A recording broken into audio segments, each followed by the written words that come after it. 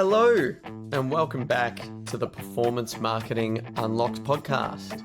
I'm your host, Joseph Arthur, PMW's Multimedia Editor.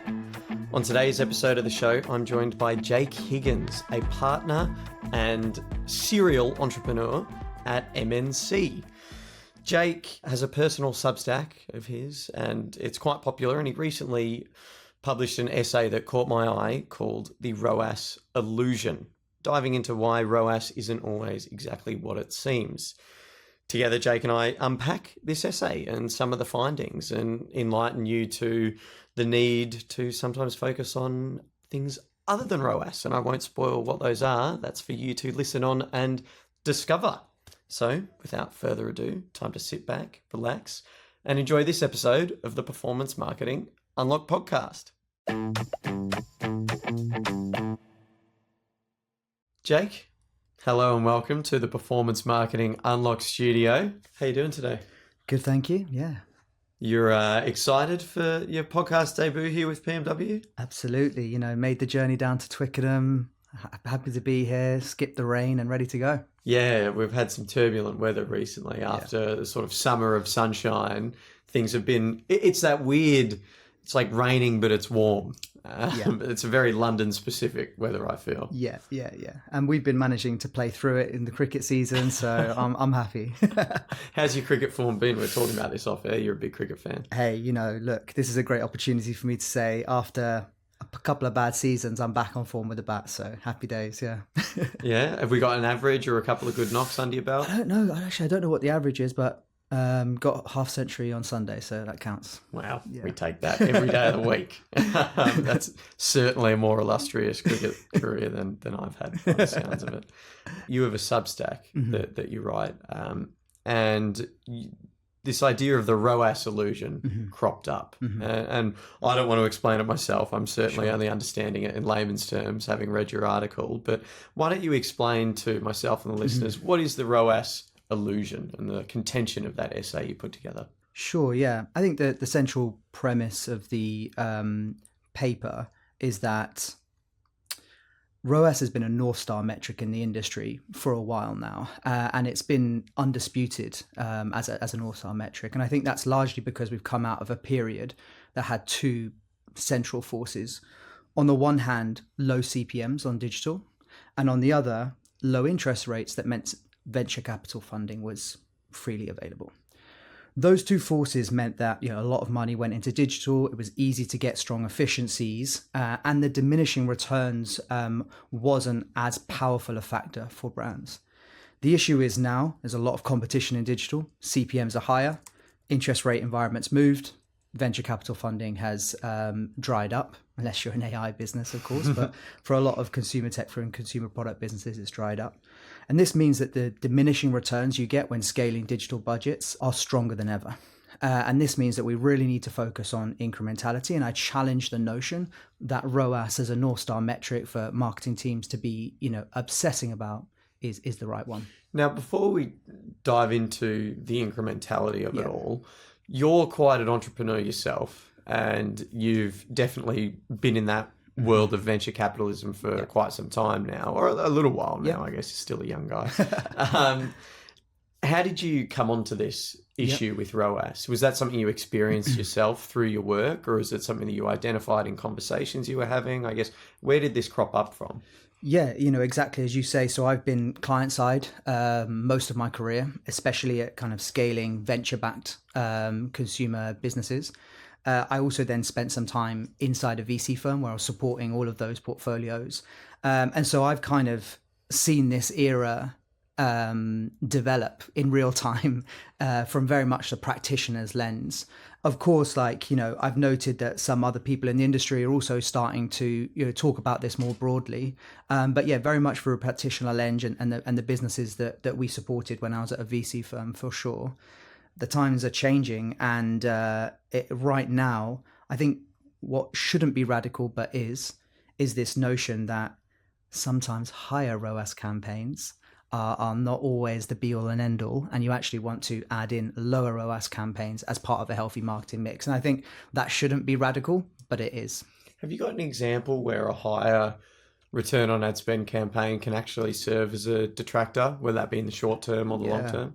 So, I mean, in the paper, I gave a sanitized example of a brand that I'm close to, where the team and the business were obsessed with hitting this ROAS number, and in fact, year on year, ROAS was up, and so people were kind of celebrating on that. But actually, new customer revenue, number of new customers acquired was decreasing, and also the correlation between monthly marketing spend and the new customer revenue, that correlation, the maths, the R2 for the nerds out there, that was decreasing over time. So the actual causal relationship between the media and the new customer revenue was on the decline, but yet ROAS was up and everyone was celebrating. And I think that was a pivotal moment for me, just to go, okay, I actually do think there's a bit of an illusion going on here that needs to be spoken about more. And actually, I think a healthy marketing mix includes, yes, mid, bottom funnel campaigns, especially on Meta, people using Advantage Plus AI tools for that.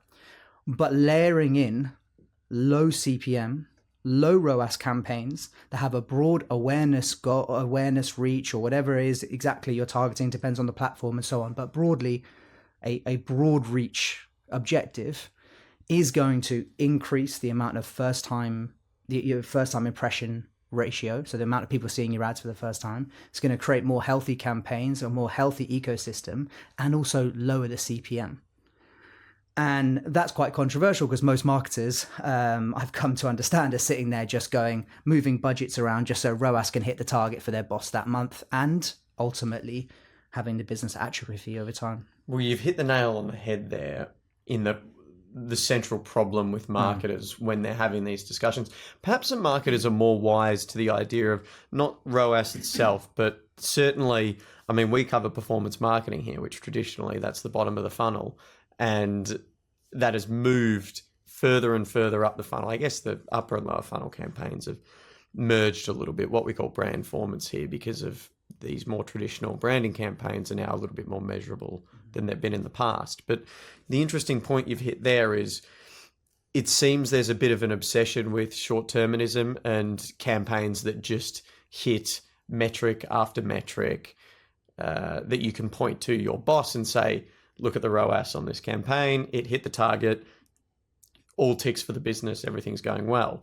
But then people can't figure out why year on year in a turbulent economy like the one we're experiencing, things aren't getting better. In fact, they're getting worse. What do you say to a marketer who might be struggling to communicate to their CMO, or a CMO struggling to communicate to the C-suite, that some campaigns need to be a little less ROAS, a little bit more long-term brand building? Yeah, I mean, you've brought up a lot of rich subjects there. So I'll take them one by one. I think primarily your job as a head of growth, director of growth, CMO, whoever's in control of scaling the business, primarily you want to be overcoming saturation points in the business's growth. It's all well and good high-fiving, hitting numbers, leaving the office early for a few beers when, things are moving up and to the right. But if you're a seasoned kind of professional at this, that over the hill, some saturation's coming, the diminishing returns are coming. And it's how you navigate those, which is the difference that makes the difference. That's super important. How are you getting ahead of that? Well, from a media perspective, one way to get ahead of it is to, increase the pool of people that are aware of your brand. Now that, in TV or out of home is kind of through those mass reach channels. And that's a slightly different discussion than one we're having here today, but relevant. But, in modern tools on the digital landscape on Meta, you can actually just, increase the amount of fresh eyes that are coming into the system that actually can help conversions in month 3, month 4.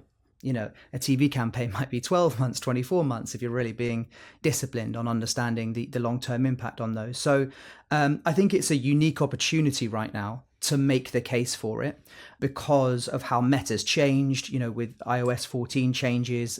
Meta's kind of invested quite a lot in terms of how its AI algorithm works, and broad reach is more of a play now. So I think, compared to 10 years ago, 5 years ago, it's much easier to make the case. You can say, look, we're introducing these in the campaign. It's not going to hurt short-term performance. meaningfully.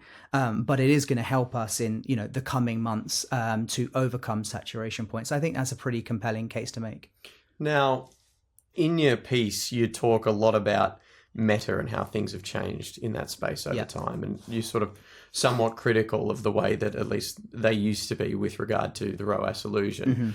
And the specific point the pain point you identify is incrementality and inability to sort of scale these campaigns. Can you talk a little bit about that? What's the pain point there, and why does that need to change? Yeah, sure. Look, I think Advantage Plus has been in a large part a reaction to the iOS 14 issues that Meta had. And, for the uninitiated out there, around, I think it was 2021, late 2021, Apple changed the cookie tracking on their phones, and it reduced the amount of data Meta had. So they had to invest a lot in evolving the algorithm. It's much more of a black box now. And, they've introduced tools such as Advantage Plus that automatically find you the customers. The thing is, I think what everyone's found in 2024 is that it is a bit of a cesspit for incrementality, because it's almost so good at finding those customers that are going to convert. Also, Meta is not great at understanding if someone's an existing customer or not, or if someone would have converted anyway. And so Advantage Plus is just hoovering all that up and taking credit for it all. And so I guess a knock-on effect of this ROAS illusion, a knock-on effect of that is the overuse and over-reliance of Advantage Plus. I think it absolutely has its place. All the campaigns that we work with across loads of brands use it as part of the toolkit. But I think if you overinvest in that, those saturation points will come thick and fast. And some of the methodologies you can use to get yourself out of that is, for example, running holdout tests to understand what your incremental ROAS is, which is really interesting, because if you were trading on a ROAS with heavy Advantage Plus usage, 2.7 ROAS, if you run an incremental holdout test, that could come back at 1.9. Now you're trading on 1.9 true incremental ROAS. Now, how does that line up against your other activity? Maybe suddenly TV looks a bit more at parity. Maybe, this activity you were doing on TikTok looks more at parity. It might change the whole way you think. I guess more broadly, it's been a decade-long dance performance marketers have done with big tech on these AI tools. On Google, it's Performance Max. On Meta, there'll be new ones. Old ones might come back. And my theory is, and I don't have data to back this up, but it's just my experience in that I feel like when these tools launch, they're really effective. And then the whole mass market gets involved. And I feel like some saturation happens, the signals become looser, and there becomes this arbitrage opportunity of pulling back manual, of kind of taking back some control. So I feel like that's happening with Advantage Plus right now on Meta. It's almost an argument of going beyond the walled gardens then in many respects. Do you think that puts pressure on these black boxes, that maybe they need to become a little bit more transparent? I know that's been a lot of the push for Chrome, for example, and the third-party cookies over there. Yeah, well, cookies is another kind of interesting discussion. I mean, in terms of Meta being a black box in and of itself, I can't see that that's probably the new normal. Because it's so AI-led, the sophistication of how they're kind of understanding that data is very different from back in the day, where it's like, oh, I liked something about baseball, I'll get loads of baseball ads. I don't see them ever unpacking that. It's tricky to make open source. When it comes to cookies and those kind of things, I mean, we could probably do a whole other podcast on that. My frustration is the industry. Believe me, we have. Oh, right. Okay. Yeah. I mean, so I won't bore you with that, but I think we need to, I don't think cookies are going anywhere, especially first-party cookies. And, even if third-party cookies did see some legislation, it wouldn't affect Meta. And I can prove it to you. Just look at the stock price. That's interesting, actually. If we get into what's happened in the past, particularly 12 to 18 months when it comes to Meta's stock price and the sort of resurgence among advertisers. If we pivot just to sort of the general social media landscape and big tech, where do you think that's come from? What's been driving that? Is it these new tools like Advantage Plus? I mean, look, it was a slightly flippant comment for me. I think, like, if we're going to analyze the whole of Meta's kind of stock price valuation, PE numbers and all the rest of it, it could be, again, a whole other podcast, but it is a good proxy though. if really third-party cookies and all these things were large existential crisis that could bring down online advertising, then Mr. Market would show us that, and Mr. Market has not. Sorry, Mr. Market is like an old investment term, not something I've invented. But yeah, we're not seeing that. So I think it shows that kind of online advertising and the way that we track things today is here to stay. I'll also add that Google, after trying with their sandbox, have now come back and say, no, we're keeping cookies. Cookies is the way that the internet operates. I can't see them going away. Meta's having to get smarter on how they use those cookies. So, they've got less cookie data than they had before. Hence, these AI tools are becoming more prevalent. Meta stock price is also linked to, AI, Lambda, and all these other movements in the market. So, it's not just tied to the advertising component, but the advertising component has been putting on good numbers. How should brands approach their media planning and measurement in light of these concerns? Say you're just waking up to this, and a listener might think or feel, "Oh, this is something a trap we might have fallen into." How do they go about correcting it? Sure. I mean, the phrase I'm using with clients is operationalizing incrementality, bit of a mouthful, but it's actually to make that the function of the marketing department, is that for every extra pound that we spend, making sure that we are fighting against that diminishing return. So how do you do that? We've spoken already about the holdout test that you can do in Meta. Do that. Like day one, wake up, next job, run a holdout test, find your true incremental ROAS that just simply takes out people that we're going to convert anyway, or your existing customers. So it gives you a better idea of which channels are more effective. Gives you a realer understanding of your incremental ROAS, your real ROAS. So I would start by that. I would also ask your Meta rep for a rolling reach report. This shows you how many new people you're hitting every month with your overall reach. Now, if you request this report and you can see that going down, then that's an early warning signal that overall your business might be hitting some saturation. Back in the bad old days, as I call them, we used to be able to pull that direct from Meta, maybe 2018, 2017, 2016, and you could just pull a first-time impression report. These days, you have to ask your Meta rep. So from a Meta perspective, those are two things that I would do straight away. From a broader perspective, I would start to think, okay, well, we've got my overall budget. I've been given, let's say, this extra 10, 20% budget. Let's say we're doing some planning for next year. It doesn't necessarily just have to go directly onto adding that spend onto your digital platforms, because if you keep everything the same and just add that spend on, then guess what's going to happen? Diminishing returns, CAC rises, all the rest of it. But think, okay, what could we do here to actually change the game? Is it invest in creative? Is it to actually understand the customer even better with some kind of research that we're doing so we can make better messaging and so on? Is it to actually add even more top of funnel campaigns inside Meta, inside TikTok, or maybe with out of home or TV? Do we need to stretch the funnel out and increase our brand awareness? So these are the starting conversations that I would have within the organization. And I think back to your point, how do teams have these conversations with CEOs and the wider team? I really like the definition of brand from Paul Rutherford that I saw the other day, which was just saying that simply brand is what happens when your target customer moves from being not in market and in market and they think of you. And I think that's like a really puts nice... Puts it into its sort of simplest form, doesn't it? For performance marketers, it's easier to digest rather than talking about top of funnel and impressions and awareness. It's like, we know, there's that kind of industry stat that goes around 95% of people are not in market, 5% are. I'm sure, that average is... Well, and sometimes it's these intangibles that make all the difference as well. Yeah, it's intangible, but it absolutely is, especially when it comes to creative and the perception of the brand. But I try to make it as tangible as possible. And here's another one that is a great phrase. Revenue resilience, again from Paul Rutherford, which is like, okay, if you switch off all of your performance marketing, like how much revenue do you have? And if that answer is like not a lot, then you don't have a strong brand defined in a very commercial way, because all those people, when they're coming in market, they're not coming to you. You're having to show up on their doorstep all the time and remind them about you. So those are just some commercial ways to think about stretching out the funnel to improve incrementality. That's the nature of the game.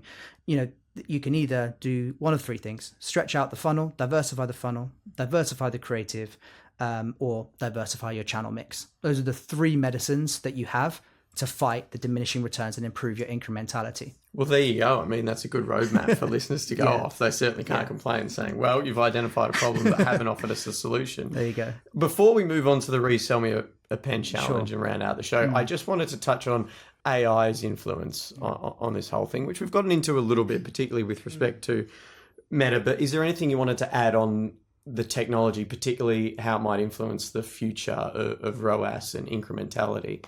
Yeah, I mean, AI is a large subject matter, so a few different lenses on it. Yeah, we've spoken about how it's being used in performance marketing. You might have seen Mark Zuckerberg come out and say that I want everyone to be able to rock up to a Meta dashboard, hit, create my creatives, create my media plan, and just, whatever the big red button says, send or, buy, I guess. And anyone can do that without any training. That's his vision. It's a good vision. I think it's inevitable, over a long time frame. But I think there are so many challenges with getting there. So I think in the short term, there's going to be these arbitrages between, AI buying and non-AI buying. And I think that will continue, for the next maybe 5-10 years. I think that will continue. Whether Zuckerberg will pull off the fully automated AI thing, yet to see. It scares a lot of the industry, just the idea of it. But I think what's more interesting probably than the media side is the creative. Of course, that is going to have a dramatic effect. Again, it all depends on what time scale we're talking about: 100 years, 50 years, 5 years. But broadly, it obviously make production easier. But taste is going to be so important still. Your ability to make decisions is going to be so important. So I think people are going to be getting much more creative out there. I think there's going to be a Cambrian explosion of creativity if we're talking in a 5-year time frame. Amazing. Well, with that said, it's time to round out the show with the Resell Me a Pen challenge to refresh the listeners of how it works and perhaps enlighten yourself. You've got 60 seconds to resell me an outdated product or service of your choice. I'll give you a warning when there's 30 seconds remaining and when there's 10 seconds remaining to try and keep you under time. Do you want to reveal, Jake, to myself and the listeners what it is you're going to attempt to resell? Well, first of all, let me ask you, how many times do you check your watch a day? Really frequently. That's because it's a Garmin and I'm a runner and I'm obsessed with the data that it gives me. Yeah, it sounds incredibly stressful. I reckon, your stress levels as recorded by your Garmin would be much lower if you moved to the sundial model. Have one sundial at home, one sundial at the office, and just check the incremental time, when you get there, and understand what did I do. I'll pause you here so I can start the clock because we're getting into the pitch. Okay. But having so you're reselling the sundial. Sure. I love it. I'm really excited for this one actually because I'm a huge. To my own detriment, I look at my watch far too many times during the day. I knew it. That's why I chose this. My partner will love hearing this one. All right, 60 seconds on the clock. Okay. To resell us the sundial, your time starts now. Okay, so you've already said that you find checking your watch incredibly stressful. It owns your life. The sundial model: check it in the morning before you leave. Check it in the office. That's all you need to do. The rest is relaxation, claiming back your mental health and your relaxation. And that's all you need to say, really. Time will move slower. You'll feel like you have more incremental time instead of checking it 200 times a day. Simple. Also connects you back with the universe, the movements of the stars, and I'm out. 30 seconds down there. I mean, we've nailed that. That's almost the quickest. We did have a 10-second pitch once, but that's pretty damn good there. That's certainly top 5. I think when you start talking about movement of the stars and connecting to the universe, you need to kind of trail off. No, but I like it. It's short and sweet, and I think that's all it needed to be for something like a sundial because it's something that I could see a lot of people really benefit from. And, the reality of making the change is one thing, but the necessity of it comes back to the issue that comes up a lot in marketing, which is there such a thing as too much data? I think for me personally, when it comes to these smartwatches, there definitely is such a thing as too much data, and there's such a thing as committing too much time to it, to a point where something that's meant to be, a health-orientated wearable becomes a detriment to stress levels and mental health. And Hey, the sundial certainly takes all that away, doesn't it? Yeah, it works. Works in other places across the world, even in cloudy, UK with a summer where we get some cricket. It still works. Might struggle a little bit through winter time with the sundial, but have you ever put your Garmin data into an LMM? No, I haven't. Gosh, that's the greatest thing. It's the greatest thing. Say, act as a PhD expert in sports and advise me based on all my data. I've had some incredible insights from it. Oh my goodness. Yeah. Well, you've given me something to do for the rest of the day. That's great.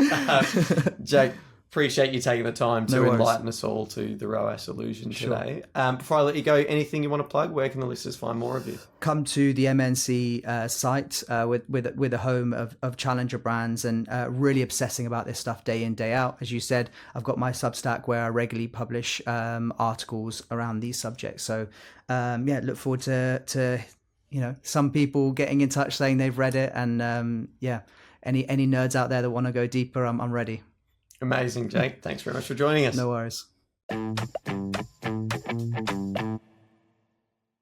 that concludes this episode of the Performance Marketing Unlocked podcast. A big thank you to my guest this week, Jake Higgins, partner at MNC. As always, a big thank you to you, the loyal listener, for tuning in each and every fortnight as you do. We will be back in a week's time with another episode of the Performance Marketing Unlocked podcast. So you don't have to wait as long to hear from me again, which I'm sure is exciting for all of you. Of course, thanks to Nav, our producer, and make sure that over the next 7 days between now and the next episode, you have an amazing week. That's all from me. Bye for now.